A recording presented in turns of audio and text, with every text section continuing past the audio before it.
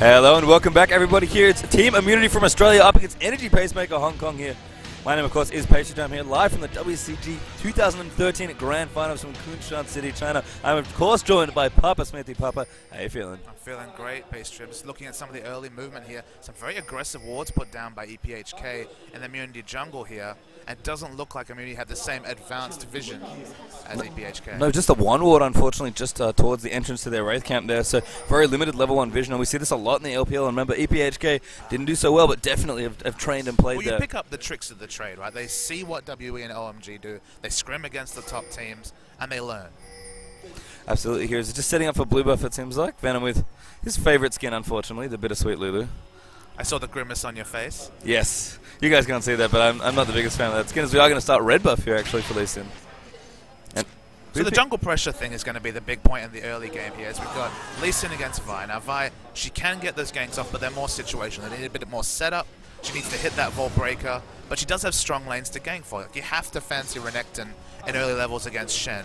It's a matchup that, especially after the taunt nerfs, you really favor Renekton until quite late in the game, where if Shen can get super tanky, then he can do some things in that matchup. And as a Vi, ganking with that small knock-up as your only CC, but complemented with the on-demand stun from Renekton. There is kill pressure there, as Venom takes a lot of damage. Very aggressive, actually. He might be dead here. Forced to flash out there, and Kane really putting on the hurt there. I mean, Venom, he loves to be aggressive and trade with the enemy support, or the enemy AD in particular. He did a lot of damage to Fiddle, actually using his Ignite, trying to kill LP. But using Flash and Ignite, noticing Fiddle hasn't even used his exhaust. Yeah, now Kane going to come back in again. Venom going to be very careful here. And there's one of the things about Lucian lanes. Lucian just has such great pressure in bottom lane.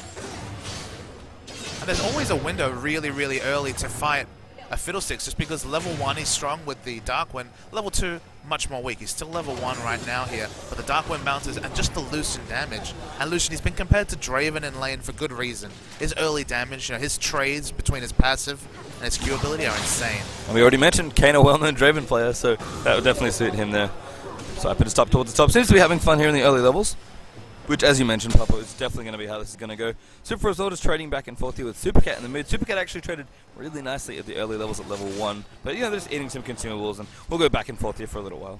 Just having a look at some of the item pickups. So you see that heavy regeneration start coming out of RH. Started with the Flask rather than picking up the Doran's Ring. So a little bit less damage trade, but ability to sustain and lane extensively. So Swift will be looking to avoid damage as much as possible, just because he doesn't have that same regeneration available. Yeah, one of the things here for Radio that's interesting is that he's played a lot of Lucian recently. He actually picked him up within the last week or two, but he has not played against him very much. I mean, there was kind of a lack of Lucian players in the Oceanic scene, and he hasn't really had a chance to play against Draven. Now Lucian, and now Kane, such a well-known Draven player, clearly comfortable in this champion, could be struggle street here. And I like what you're saying, that the analogy to Draven is really important, just because this is a player used to playing from in front, as unfortunately Radio takes another damage trade right there. Lulu still has that early damage, even though the Pix damage on her passive has been reduced over time. She still has very important trades there. Now Kane's slightly on the back foot. And in the game we saw earlier, the biggest thing for EPHK was the strength of their bottom lane. Laopi played fantastically, and Kane was just so aggressive. He actually played Caitlyn, but he was really aggressive when he needed to be, and Laopi found him so many spots on Thresh to actually give him kills. So, I mean, top lane seems to be going well here. Swiper, of course, on such a comfortable champion. Orianna actually pretty far ahead in CS right now early on, but booping as well. That's the next problem. Rady going to get jumped on, forced to flash there. And Tempest cripples up, but does get out from under the tower as Laopi walks into a cupcake. And despite the amount of health that we see on Draven here, he's going to be able to use that passive to hit up. Of course, the on-hit lifesteal does work with the Doran Blade. He's going to be able to overextend to do as many auto attacks as possible, just because no summoners barring Cleanse on Caitlyn available for immunity. Full summoners available for EPHK. There's so much damage coming down. Rady forced to back off. Venom, no flash, can't quite seal the deal on that one. Booping down again. I mean, really, these three champions you can see in the bottom lane are going to be the keys, I think, for both these two teams.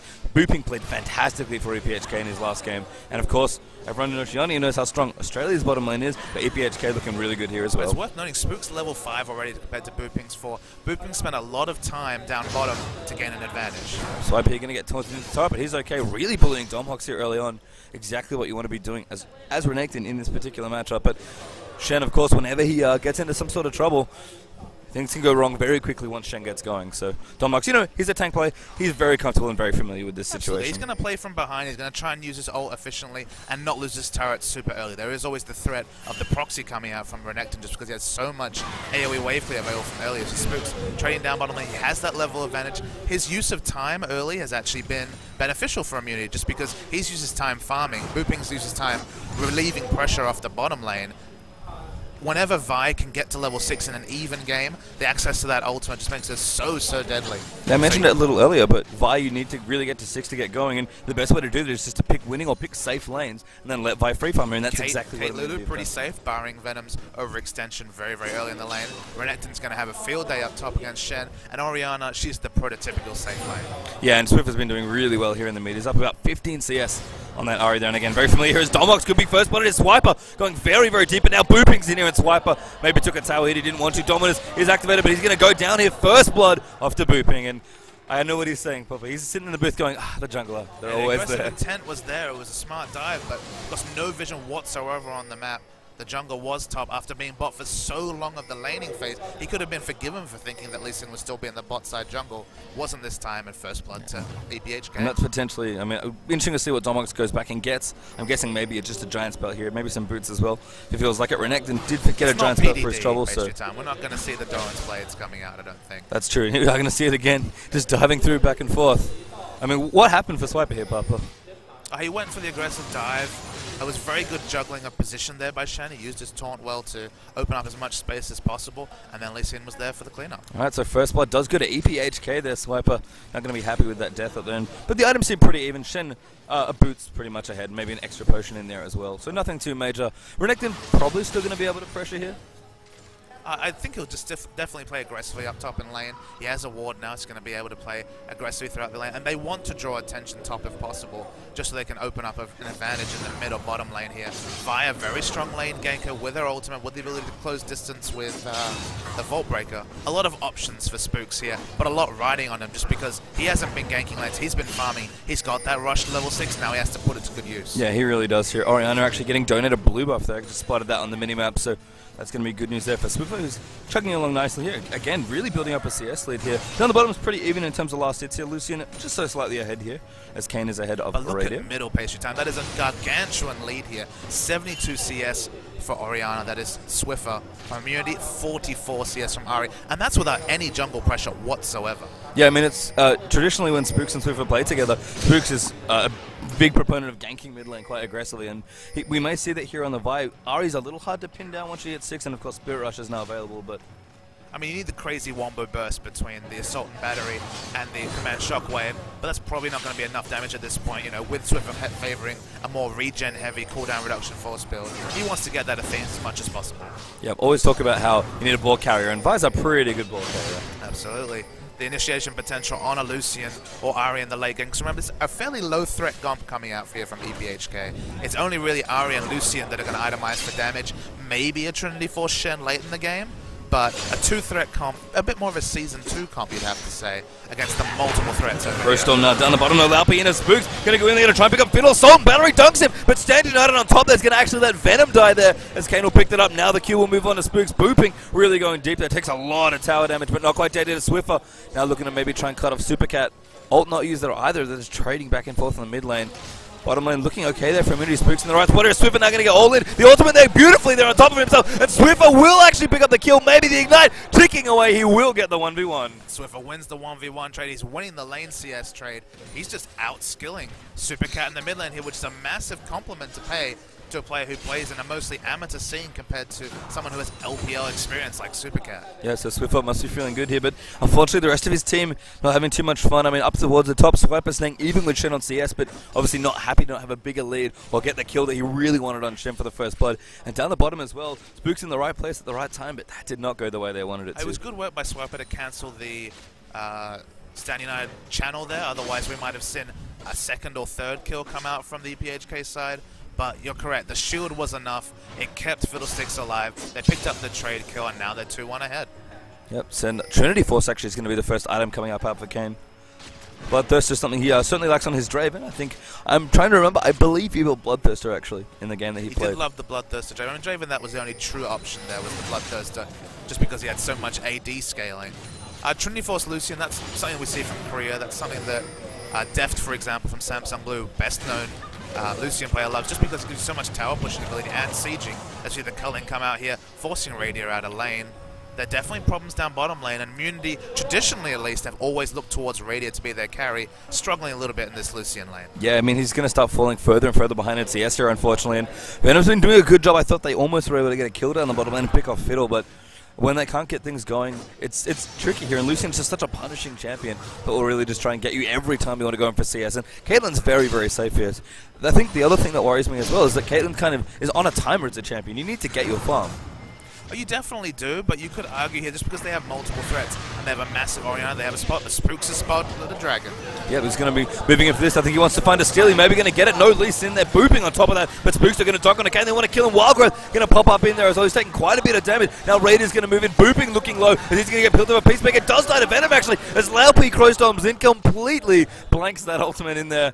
Nothing he can do. And Fiddlesticks kind of throws himself away. And the gold lead here tells a tale. 2 kills for Dragon. It's about even as we Swiffer take a big chunk of damage from Supercat there. Only 100 gold is the difference between these two teams. It's almost all tied up. Yep. In Immunity, if they'd gotten that Dragon Steel, would be sitting a little prettier here. But they're very happy to pick up a couple of kills in that situation, just to kind of negate some of that Dragon Gold. And Radia's able to pick up some CS as well to close the distance. Swiffer's gone super, super aggressive here. Could be in a little trouble. The ultimate's used here. They had Spooks for backup, so it was a calculated aggression here. And that lead just grows. 50 CS is the advantage for Orianna. Athene's up now as well. You saw a big chunk of health fall out of Supercat's Ari there. So Swiffer clearly feeling good here. Swiper taking a little bit of damage. But CS lead actually starting to get away from him now as well. Dombox kind of hit that mode on Shen where you just really start taking over any lane. And if we're going to give credit to Orianna, we have to give credit to Shen here just because this is a very tough lane for him to stay competitive in CS. He's actually winning in CS straight up. Part of that was the dive, which would have opened up 5 to 10 last hits for Shen, as we see Radier unfortunately forced out of lane once again by the culling. That's just great mechanical skill, and that's what we associate with Domox. He's a tank player. He's played so much Shen over the last few months, and he's showing why. Yeah, I mean, it's ban-worthy against him, and teams have done that often when they've played against Energy Pacemaker, but there's a big Shen here. I mean, you can tell why he wanted to first pick this Shen. He clearly knows his way around it. So things looking good here. It's down the bottom. Venom just hanging out, trying to keep the tower as healthy as he can. It's not often that you see so much lane control from an enemy team against a Caitlyn lane. Caitlyn is usually always played from up front, just because she has that 100 range advantage over Lucian. But the trades have really been landing for EPHK. They're dominating bottom lane. It's continuing the good form of this Kane and Laopi bottom lane. Yeah, Ready looking to do a bait here. Spooks off towards the Tribush. Really wants somebody here. Booping's not around either. He's actually in the mid. Stand United is available here. We see the cost-effective armor and magic resist available. For Renekton is looking strong, but Sunfire Cape completed. A lot of split push pressure from Shen now. Yeah, it looks like I am actually just going to hang out down the bottom lane and look to just siege here potentially, although Spooks actually just shows himself to safely push that lane out and then give Rady the chance to actually go back. Spooks level 9 to the level 8 of booping. He's still playing from in front. That's very important on Vi. Her base damage modes are very high as well, as we see another damage trade coming up at the top lane here. So a strong farmed Vi is an important thing. And there's no danger of this game getting away from Immunity, but the next Dragon, I think, will tell a tale. I think so. So Swiper up the top there when he went in for that trade. Just did no damage at all to Domhawk. So it really is becoming a farm lane here, and that's absolute Shen territory. He's more than happy with that. And back in the day, we would always say that Shen would eventually outscale Renekton. As we see, a nice... ult there does that. Supercat Stand United forced to pop there, and Swiffer really showing his Orianna off here. I like that Swiper did not try and cancel the port there, just because that actually opens him up with free front. There's no kill pressure whatsoever from Domox. And look at this damage trading coming out from Swiffer. He is commanding the mid lane on the mid lane general that is Orianna. Yeah, and then down the bottom actually, Immunity doing something they've been doing a lot of recently, and that's 3-man siege with Spooks just joining him in, and Caitlyn is a perfect champion to do that. And you mentioned Dragon before. It'd be great if the next team to pick it up, they clearly have a lead, especially since Immunity are down a Dragon. But getting a tower here is almost as good. Absolutely here. And we see the Bloodthirster is completed on Caitlyn. That's her first power jump. Gives her immense sieging capability just because she can AoE down the waves with Pilt over Peacemaker. And of course, armor penetration doesn't work with turrets, so the more AD you have, the more you hit on those turrets. Oh, Crowstorm moving in there. They're trying to make something happen here. Laopi flashing forward, wants to fear under Venom. Fiddle going to take a little bit of damage. Spooks actually dropping a double super game, but he's going to get very low here. Exhaust does move in there as he's forced to flash out of the way. Now Rady got to be careful. Kane, thankfully for Immunity, out of mana, so isn't really able to follow up. Everybody gets out there. Oh, now Swiffer coming down as well. Great charm though. Now, interestingly, Venom did not use Wild Growth there at any point. I mean, Spooks was getting low. There was the option to use Wild Growth there, but that might have actually baited an engage that Immunity couldn't win. So I don't mind holding on to that cooldown, but you need a really cool head to not use such a crucial ultimate like that. Yeah, and that's a good thing here for Immunity. Going to pick up 2 towers, actually, I think, as mid tower went down also. Yeah, mid tower's down as well. Swiffer just rotated down. It was low enough from all the pressure he was able to put out before. Then roam down there, helps his team ensure they get the last turret. That's a big jump in global gold. Yeah, 2 turrets down here. 1.4k is the lead. The CS is not in their advantage, especially the 20 CS advantage for Kane in the bottom lane here. It's, of course, just the landslide victory for Orianna in terms of CS. Now, the early Merc treads, which we actually saw from Messiah a lot yesterday, I mean, they're dealing with a fiddlesticks here. So the 3-second fear, the 1.5 second, sorry, the 1 to 2 second charm, and of course the Shadow Dash. A lot of CC coming out here. I do like that just because Orianna's about consistent damage. She'd love the burst, but the consistent damage over a fight is what she's looking for. Same deal for the clinch here as well as 2 big burly men, or I guess a burly man and a crocodile fight. What would be a very long fight if they committed to it? It's a man fight, basically. It is a man fight. It's the sort of thing where you just feel a little bit bad when the camera spends too much time top, because no one's going to be dying anytime soon. I mean, Swiper actually maybe going to go here. He actually has Dominus and Ignite ready, so does Shen.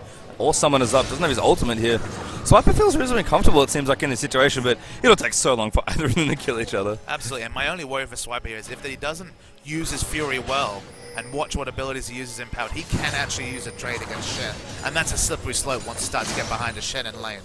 Yeah, now he's just trying to push in, continue to stay aggressive here.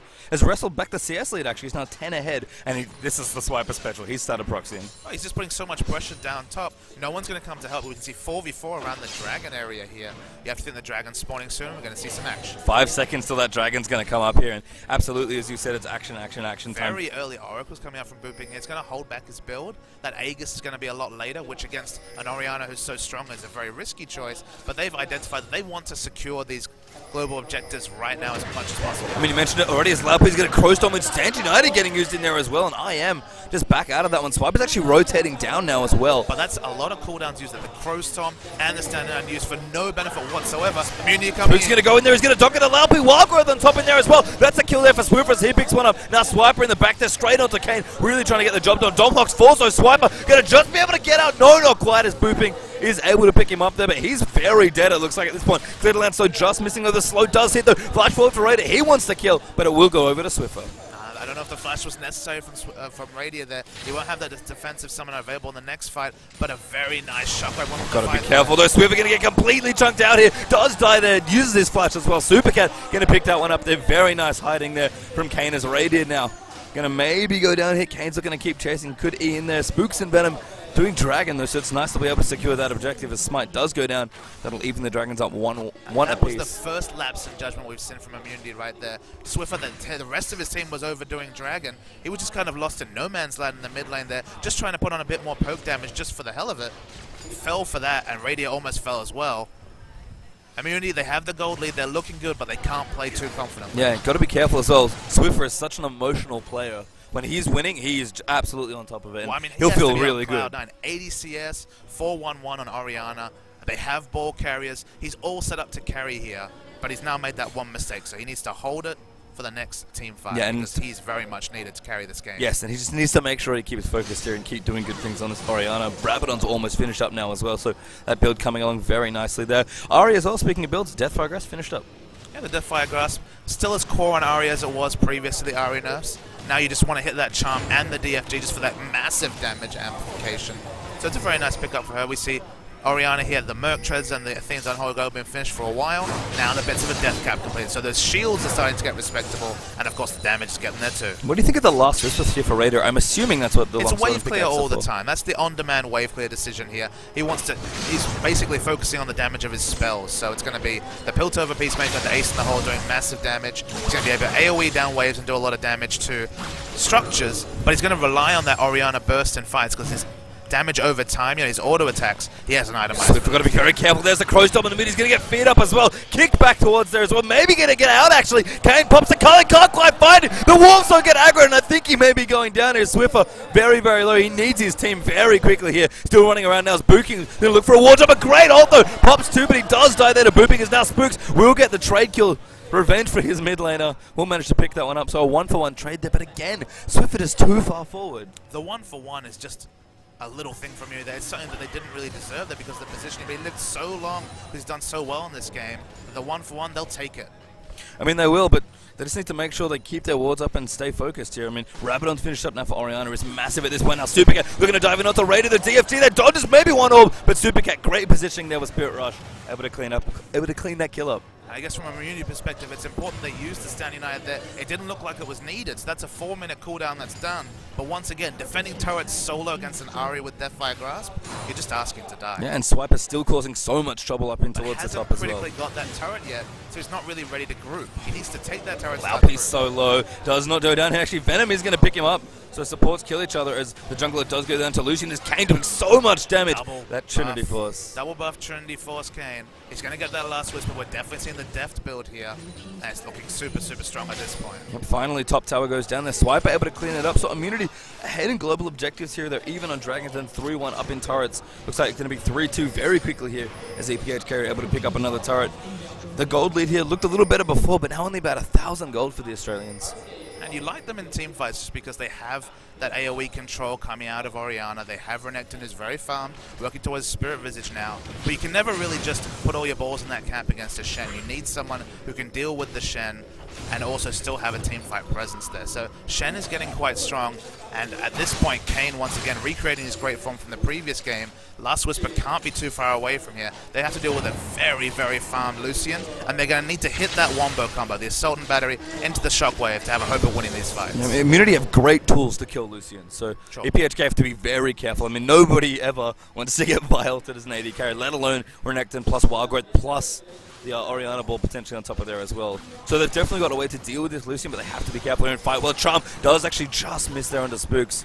Just think about maybe going in on that vibe. Immunity are going to be aware that Stand United is not available here. Domox is not really creating too much damage up top. He doesn't have any damage boost to push the lane here, so he needs to come and group with his team as we see him coming slowly. But we might see an engage. Beautiful silence there onto Spooks. Going to try and siege down this turret here. Swiper going to take a pretty big chunk of damage out of the Orianna ball though.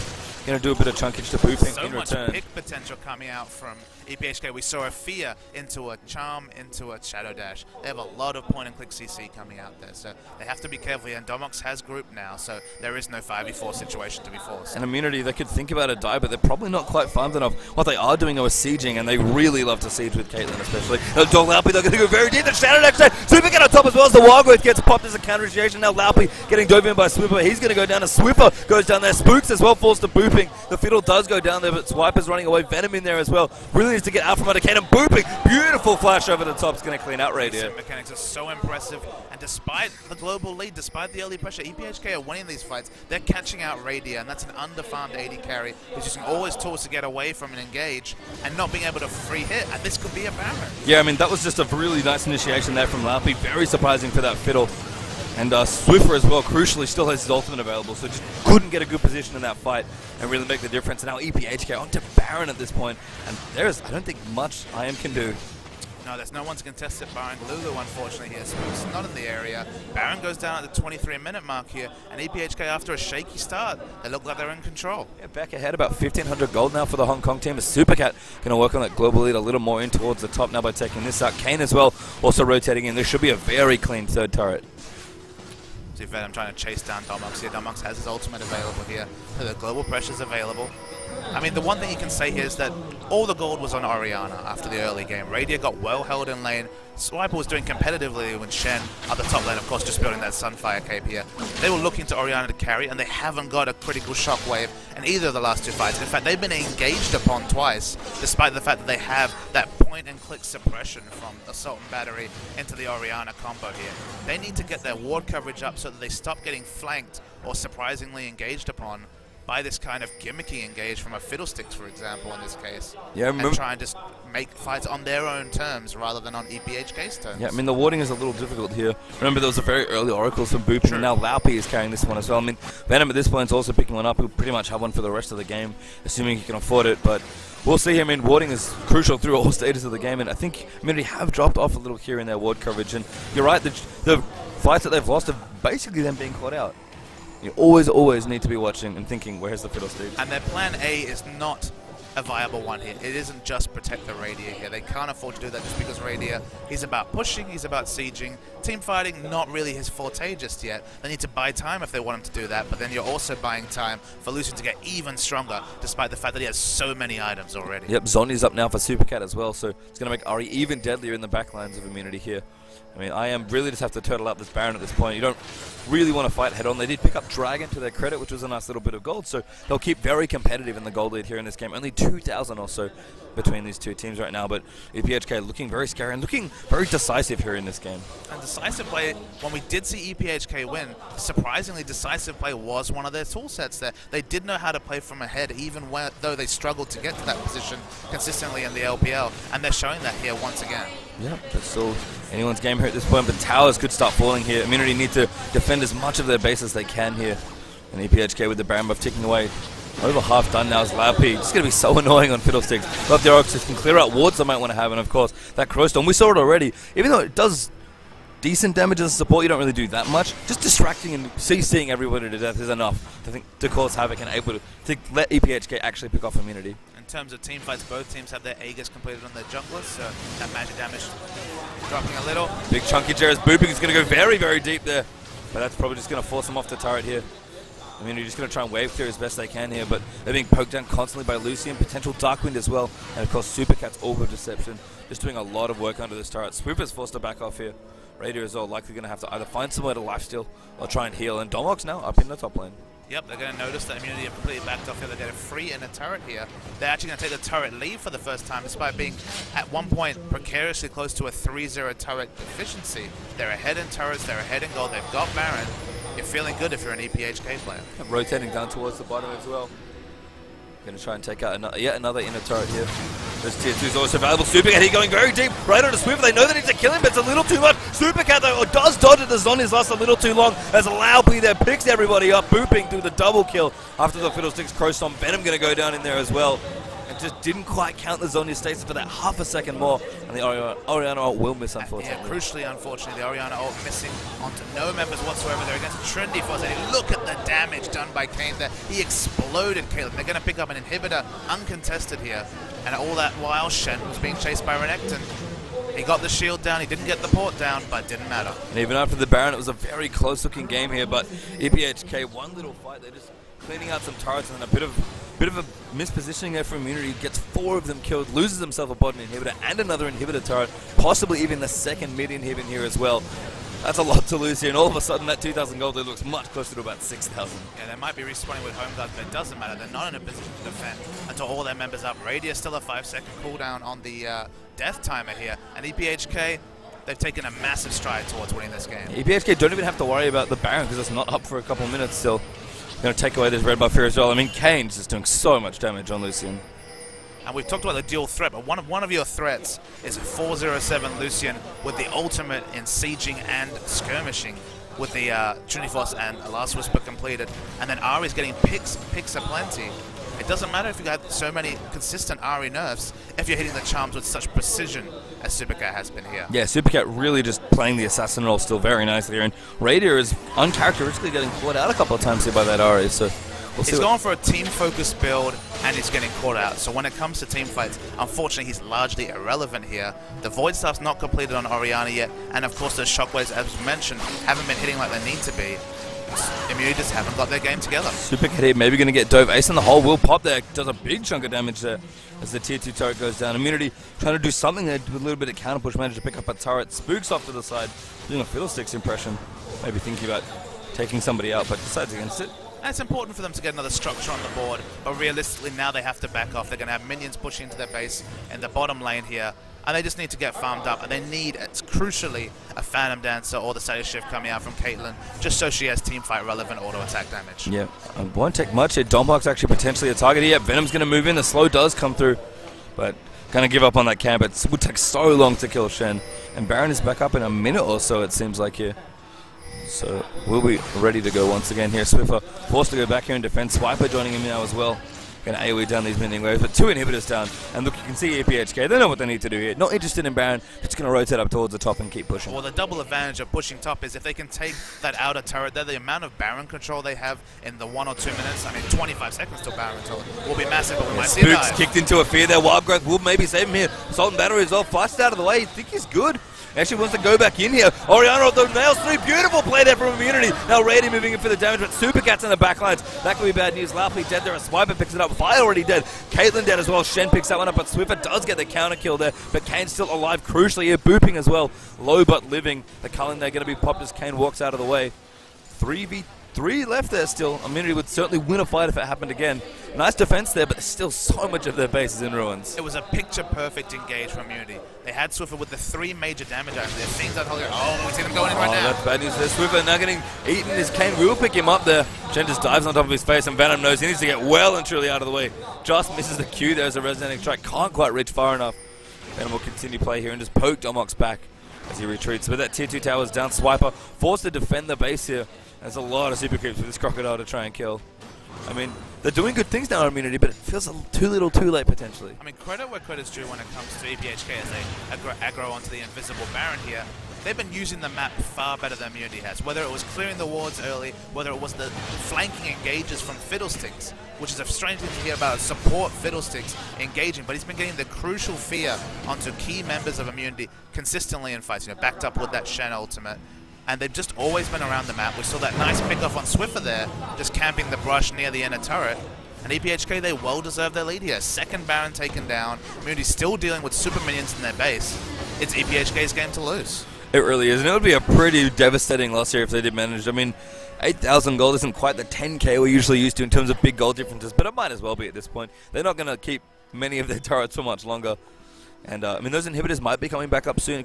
Immunity really have to wait until that happens. And they're still picking up items here. Zeal is a nice start here for Rady, but as you mentioned, he does kind of need to turn that into something. And it's one of the few times in competitive where we've seen the Caitlyn who starts behind and stays behind. It's not usually the feel with Caitlyn, just because she can pick up that early Bloodthirster, be so strong, is a very strong sieging champion. She almost always plays from in front, but when she gets this far behind, it can actually be hard to catch up to, especially on a low damage ceiling champion like Lucian. Once he has Trinity Force and Last Whisper, he's already a beast, and Bloodthirst is just the icing on the cake. He can afford to go Mercury Tread, he can afford to go the Spectre's Cowl here, and now he'll be deceptively tanky to go out with immense burst damage and trading. Immunity really confined to their base here at this point. Just trying to clear out the creeps and hope the inhibitors come back enough for them to force a teamfight. Spook's actually aggressively forward, maybe looking for Kane there, but doesn't quite find it. One hit comes back. If they're going to start something, they need to start it very soon. But Spooks really needs to go in onto Kane. He's actually on the Domox there. Little too deep there. Crowstone moves in there. Swiper in the back trying to get it done there. But everything is absolutely crazy right now. Swiffer gets jumped on by booping. Will go down there. Supercat as well assassinates Radier. And that's going to be the game here. It looks like 4 clean kills there with a double kill in there for Lucian. Swiper fighting for his life, trying to get a kill and at least make something of it. Looks like he might be able to get Laupy. No, never mind. The Stand United will keep him alive. A clean ace there completed for EPHK. And Immunity are going to drop the game here. Absolutely. A clean ace and a decisive play consistently from EPHK. They deserved the victory here. They were behind earlier. Oriana looked massive, but they grouped. They did what their team comp was all about. The picks came in aplenty. If it wasn't Radier, it was Swiffer.